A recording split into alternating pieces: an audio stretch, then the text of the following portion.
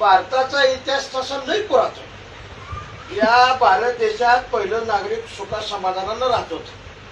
पण या भारत देशामध्ये हे ब्रिटिश सरकार व्यापारी म्हणून टिपी टिपी टिपी टिपी टिपी टिपी प्रस्थापित झाले. आणि भारतात येऊन या इंग्रजांनी भारतातला कच्चा माल एकत्रित केला आणि एकत्रित केलेला कच्चा माल इंग्लंड मध्ये नेला आणि इंग्रजांनी आपल्या देशात नेऊन या कच्च्या मालाचं रूपांतर पक्क्या मालात. मोठा इतिहास. आता ह्यो पक्का झालेला माल इकायचा कुठं? न्या भारतात. आणि भारतात इंग्रज आले, पक्का माल घेऊन आले आणि जिथं तिथं वसाहती स्थापन केलं, दुकानं मांडली, आवचा भाव लावला, एकाचं डबल केलं. आणि ज्या भारतीय नागरिकांनी त्यांच्या दुकानाला वसाहतीला विरोध केला त्याला उचलला, जेलमध्ये टाकला. भारताच्या नागरिकांनी इंग्रज या चोळामुळे चळवळी चालू झाल्या. इंग्रजाकडे शस्त्र पुरवठा होताच.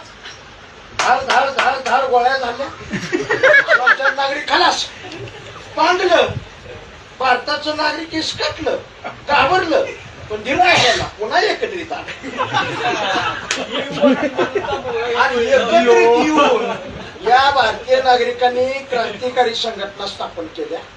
क्रांतिकारी संघटनेचे पांढरे कपडे घातलेले क्रांतिकारी आणि पुन्हा इंग्रज ह्यांच्यात हे चोळामोळ चळवळी.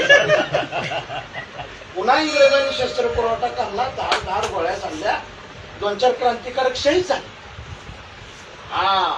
पण धीर नाही सोडला. शेवटी विक्रांतीला विचार करावा लागला. तिनं आपलं विमान भारतात आणलं आणि भारताला स्वातंत्र्य देण्याबद्दल चर्चा चालू केली. निवडक सभासद एका सभागृहात घेतले. इकडून प्रश्न, तिकडून उत्तर, इकडून प्रश्न, तिकडून उत्तर. तासभर चर्चा चालली.